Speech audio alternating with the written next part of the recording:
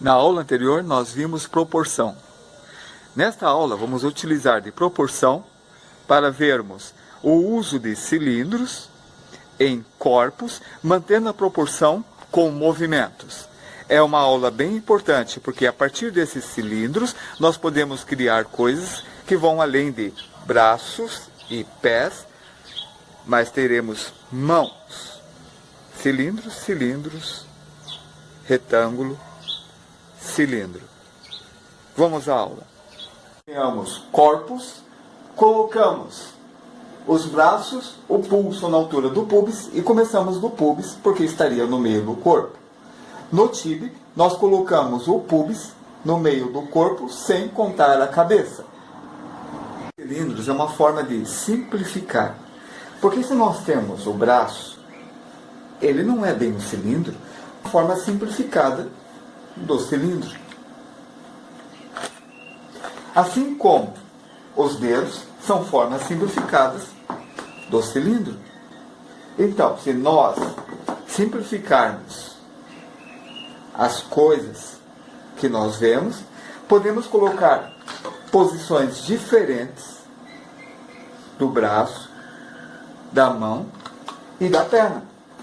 Porque, na real, nosso corpo há uma volumetria que as linhas vão seguir, como vão ter linhas de simetria e vão ter as dobras, que podem ser caracterizados por cilindros em outros ângulos.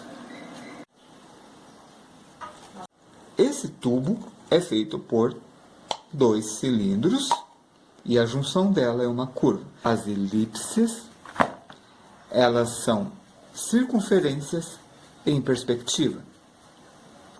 O círculo, uma figura geométrica regular.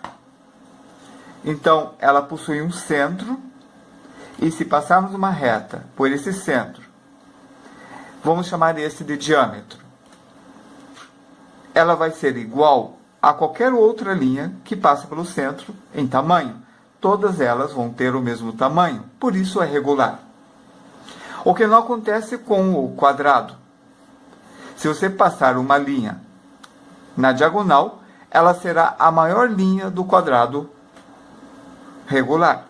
E se passar na vertical e na horizontal, terá duas linhas em que todas as linhas de diâmetros, seja qual for o ângulo, estarão do mesmo tamanho. Como no quadrado, nós temos a diagonal, passa pelo centro e bate nas laterais do quadrado, não acontecerá isto. Ela vai ter um tamanho menor e um tamanho maior. Mas a nossa história é a elipse, como ela funciona. Se vocês têm uma elipse, quando ela está completamente de frente à câmera, ela parece um círculo. Se você inclinar, ela vai reduzir, o eixo menor vai ter um tamanho menor, passando pelo centro, e o eixo maior se mantém no tamanho do círculo, e ele vai reduzindo esse eixo menor até que ele se torne uma linha, que tem o tamanho do diâmetro. Temos o eixo maior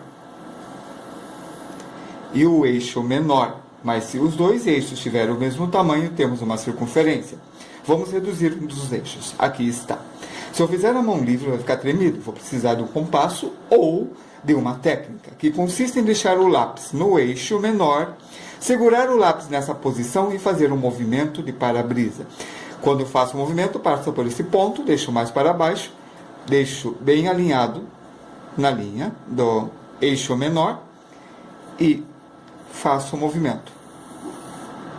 Se eu virar do outro lado, faço novamente o movimento no eixo.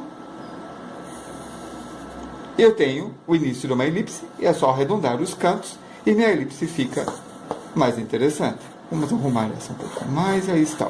Mais interessante. Esse movimento se torna um movimento natural.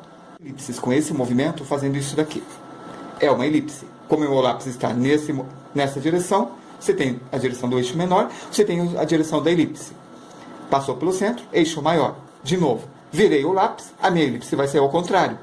Deixo o lápis mais curto, minha elipse fica maior. Se eu deixo bem mais longo, minha elipse fica menor. Então você tem elipses que são circunferências em perspectivas em diversos ângulos. O que pode fazer com que você tenha um cilindro, uma certa inclinação, mais inclinado ainda, ou menos inclinado. Esta reta coincidente com a linha do eixo menor, que é a direção do lápis. Ou seja, você faz uma elipse, a direção do eixo é a direção da lateral de sua lata. Vamos fazer um exercício.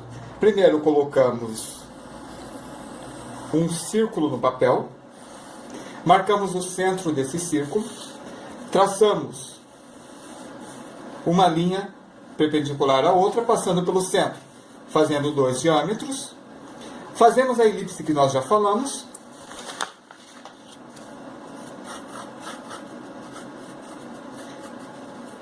Marcamos um ponto na parte de baixo dessa elipse e colocamos uma distância qualquer, que seja igual, daqui até aqui, daqui até aqui, daqui até aqui, fazendo um círculo.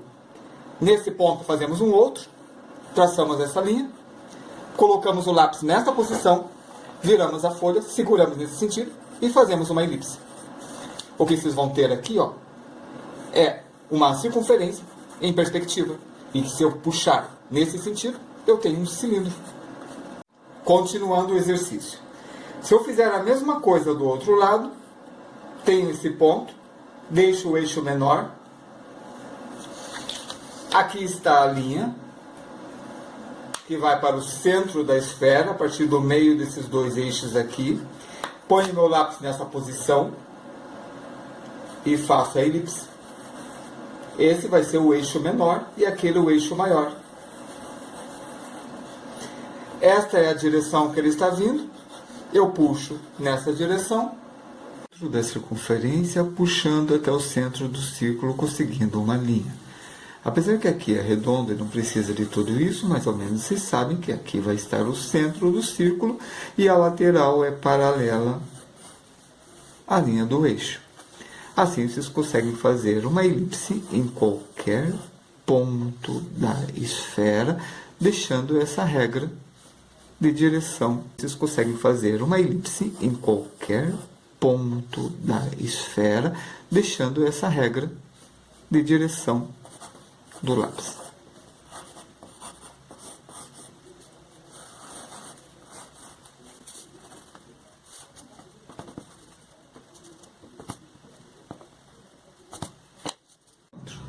Traço uma linha, coloco o lápis na direção, faço uma elipse, segurando o lápis nessa posição, e vocês vão ter o cilindro na superfície da esfera. Esse exercício é muito importante, não deixem de fazer, pois vocês vão saber da orientação da linha, vão colocar esse daqui, vão alinhar o lápis, vão virar a mão para dar o sentido do traço. Se vocês conseguirem passar por esse exercício, vocês estão preparados para a próxima aula. Puxem na direção da linha, façam a elipse, que é esse movimento de giro, coloquem na direção do papel o lápis, a mão, na direção do centro da esfera, passando pelo centro da elipse e conseguem a outra. Essa linha fazem a lateral. Novamente, puxando essa linha para cá, indica onde vai ser a elipse, segurem o lápis na direção da linha do eixo menor, façam a próxima elipse, tem que passar a mesma distância daqui